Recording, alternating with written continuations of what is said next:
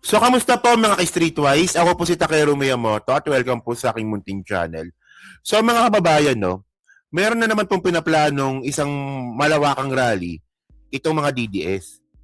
Actually, hindi pa rin talaga nila makuha yung point no na talagang hindi na po talaga nila kaya pabagsakin ng presidente sa pamamagitan po ng rally. Oo. Kasi tandaan nyo si Digong nga pumunta sa buong nagdakbay sa buong Pilipinas para i-promote yung kanyang maisog rally. Walang nangyari. Kayo pa kayong mga pipitsuging kayo? Oh. So ngayon, tinan nyo to Ito yung post ni Badoy. Sana ba yan? Ito, EDSA, January 31, 2026, 2 p.m. Tapos meron sa North Plains Avenue, tsaka meron din po sa MOA? Anong tong mga to?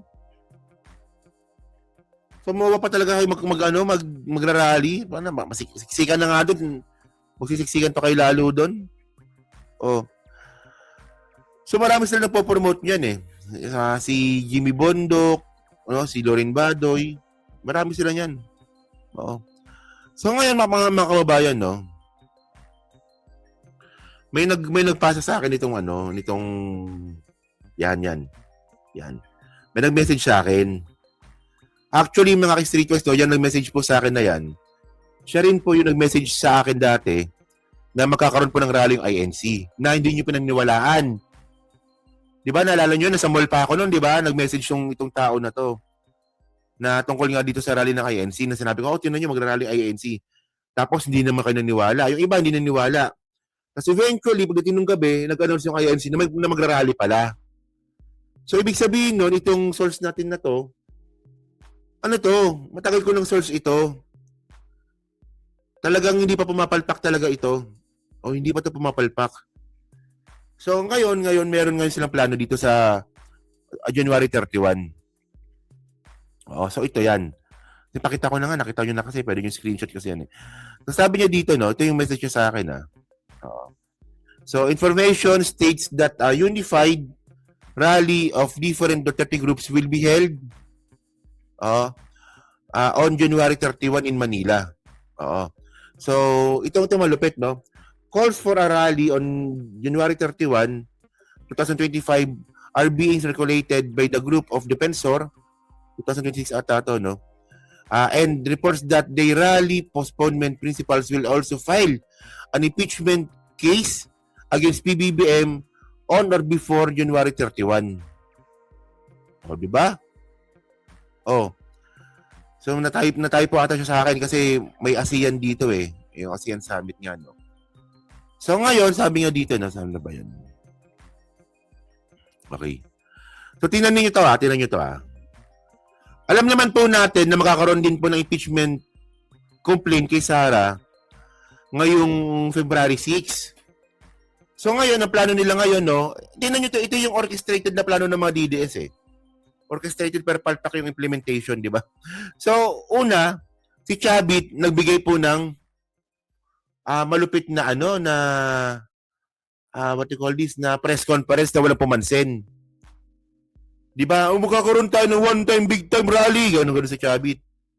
So, malamang ito na yan. Yung February, yung January 31 po na yan. Malamang yan na yan Yan na po hinihintay ni Chavit So, ngayon, ang kasabay nga po nito, impeachment po kay PBBM. So, medyo mabigat to Mamaya, pag-usapan natin yan, Yung impeachment kay PBBM. Tuloy-tuloy na natin to. Okay. So, plano nilang unahan yung impeachment ni Sara. Yan ang balita dyan. So, sabi pa dito, accordingly, the said rally is only the distraction and that the main destabilization plan will be conducted in Cebu during the ASEAN activities in order to embarrass the administration in global stage. Ito malupit mapabayan. Di ba? Galawang Gloria ito ganyan Galawang Gloria yan po yan So, ngayon, alam naman po natin, next natin, Alam naman po natin, na magkakaroon po ng ASEAN Summit. Tayo po yung host. At ito po gaganapin po sa Cebu. The Philippine hosts ASEAN in 2026 with the major events including ASEAN Tourism Forum, ATF in Cebu. O nga, sa Cebu nga. January 27 to February 4. And the Key Leaders Summit in Cebu, May 9 and May 8. In Manila, in November. So, ayan ang schedule, ha? Oo. So, may ASEAN Summit po sa January 27 to February 4. At ngayon, itataon po nila na mag-rally din po sa Cebu. So, ibig sabihin ng mga kababayan, no, habang ang mga leaders nga po ng mga ASEAN countries, papunta po dyan sa venue sa Cebu, nasalubungin po sila ng mga nagrarally sa Cebu. Ang tanong dito mga kababayan, papayagan ba to ni Pambari 4? Oh, Pambari 4, di ba? So gets nyo yung point ha? So ang point dito mga kababayan, yung Manila, distraction lang daw po yan. Ang pinaka main purpose po talaga, siraan si PBBM sa international stage, dun po siya sisiraan sa ASEAN Summit sa Cebu. Oo. Actually, itong source na ito mga kababayan, hindi pa pumapalpak to. Oo, marami na binigay sa akin mga info. So, tingnan ninyo ha. Ganyan po talaga kagago itong mga hayop na to eh. Kahit po na masira na ang kahit masira na po ang Pilipinas sa buong mundo, okay lang po sa kanila yan. Basta, makabalik lang po ang mga Duterte. Ganyan po sila kababoy. Ito mga kababayan, hindi na po ito freedom of expression. Paninira na po sa gobyerno ito. O yan ha. So, ewan ko lang ha, pero dapat itong mga ganyan, dapat pinapatulan to. Di ba? Kasi wala namang problema eh. Na mag-rally kayo. Kahit naman ako, binabanggit ko rin naman yan, no, na bakit wala pa rin nakukulong ng mga senador. Di ba? Nakikriticize din naman po tayo. Walang problema i-criticize ang gobyerno. Okay lang po yan kasi parte po ng freedom of speech po yan. Pero pag ganito na po yung ginagawa nila, no, na pananadya, na siraan, ang imahe ng Pilipinas sa ibang bansa, ibang usapan na po yun. Hindi na po yun freedom of expression. Di ba? Oh. May kasunod pa ba to? Tinan ko nga kung may kasunod pa to. Oh. Tapos ngayon mga babayan, no? Ayun ang pagkakaiba dito eh. Itong bobong si Topacio, tinan nyo ito si Topacio, no? Parang ito, oh. Yan. So, sabi ni Topacio, no? Oh, this is not inciting to sedition because that is an appeal to our moral and ethical sense. So, that is well within the bounds of free speech para sa amin. Ito ang pinag-uusapan natin dito, no? Yung ginawa nga po ni Pokis. Kilala niyo si Pokis? Oo, yung general daw. No, yung retired general nga po ng what you call this? Ng Air Force. No, actually no, yung sinabi nga po ni Pokis na bakit hanggang ngayon wala pa rin nakukulong na senador, okay po 'yun. Okay lang po 'yun.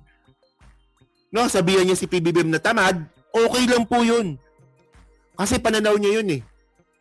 Sabihin niya po si PBBM na mabagal magtrabaho, okay lang din po 'yun kasi freedom of speech po 'yun eh. Pero mga kababayan, ito po hindi pa kuha ng mga DDS. Pag kayo po, kinausap nyo na po yung AFP para bumalik sa gobyerno, hindi na po freedom of speech po yun.